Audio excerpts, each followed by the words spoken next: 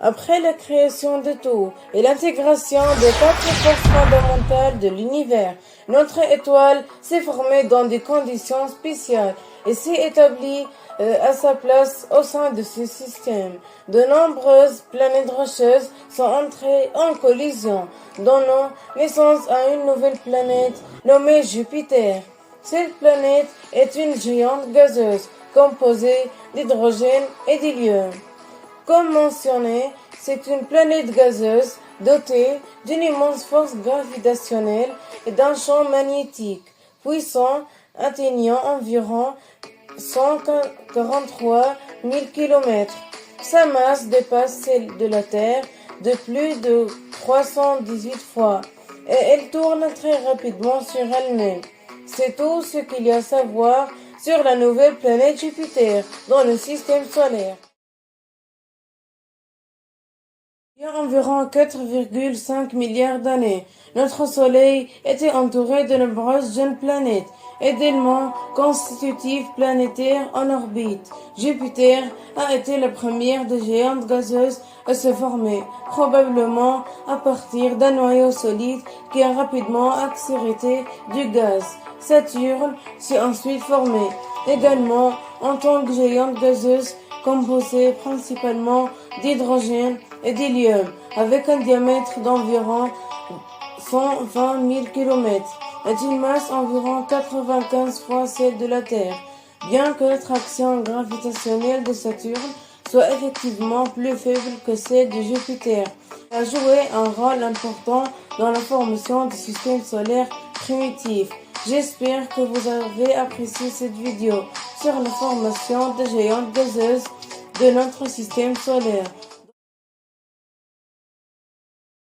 Notre système solaire primitif. Notre Soleil abritait deux planètes géantes gazeuses, Jupiter et Saturne. On pensait alors qu'elles étaient les seules planètes gazeuses du système solaire. Plus tard, les choses ont évolué. Les deux autres planètes géantes sont apparues, Uranus et Neptune.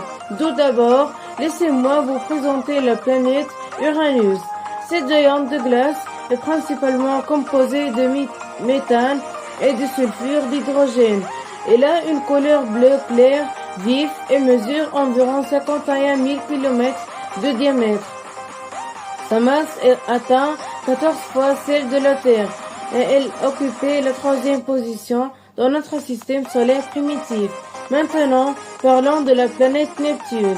Cette géante de glace est très similaire à Uranus dans sa composition.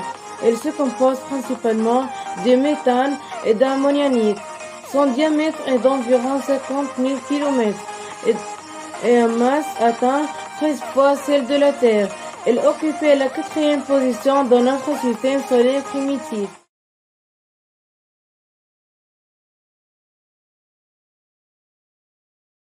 Notre système solaire n'était composé que de 4 planètes géantes gazeuses. Il y a 4,4 milliards d'années. Ces dites planètes n'a pas de surface solide, mais plutôt une atmosphère extrêmement épaisse. Ensuite, les choses ont changé avec la formation d'une nouvelle génération de planètes rocheuses. La première d'entre elles fut Mars, proche de Jupiter et séparée par la ceinture d'astéroïdes.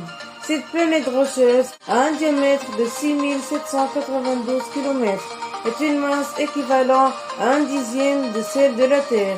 Elle est située à 228 millions de kilomètres du Soleil.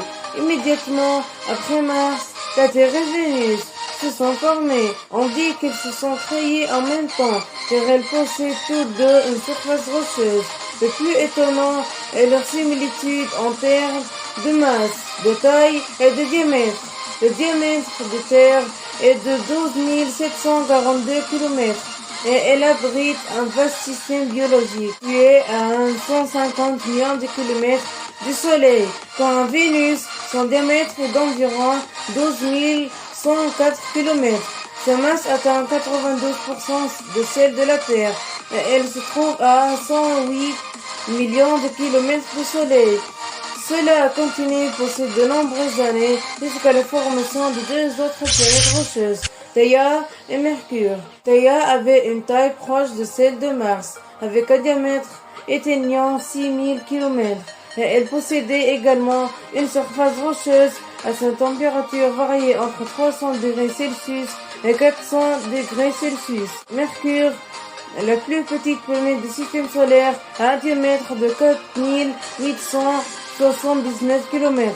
Est située à 58 millions de kilomètres du Soleil.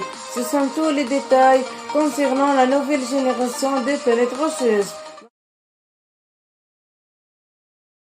Le système solaire s'est stabilisé avec 5 planètes rocheuses et 4 géantes gazeuses. La première est Mercure, située dans son orbite chaude. Quand Vénus et Theia, elle se trouvait dans la zone tempérée à cette époque, lorsque le Soleil était plus faible qu'aujourd'hui. C'est alors que la zone habitable, dite zone Goldilocks, est apparue. La Terre et Mars se trouvent entre la zone tempérée et la zone froide. Ces planètes se distinguent par plusieurs caractéristiques. Elles possèdent une surface solide, une atmosphère généralement stable et sont capables de produire de l'oxygène, le gaz essentiel au développement de la vie sur ces planètes. Ce n'est pas tout, elles ont aussi la capacité de produire des plantes qui sont la principale source d'oxygène. Des millions d'années se passaient, les planètes rocheuses se sont stabilisées dans leur orbite connue. Mercure est extrêmement chaude, avec des températures dépassant les 400 degrés Celsius, et sa probabilité d'abriter la vie n'est que d'1%. Vénus, située dans la zone habitable, avait à une époque 40% de chances en plus de développer la vie. Quant à Theia, bien qu'elle se trouvait aussi dans la zone Goldilocks, elle est restée chaude et instable au niveau de son atmosphère. La Terre, à cette époque, était en feu, composée principalement de dioxyde de carbone et d'ammoniac, et ses chances de former la vie n'étaient que de 15%. Mars, situé la zone tempérée et la zone froide, a eu la chance de développer la vie. Des plantes primitives y sont apparus, produisant de l'oxygène, et ses chances de soutenir la vie en étant 60%.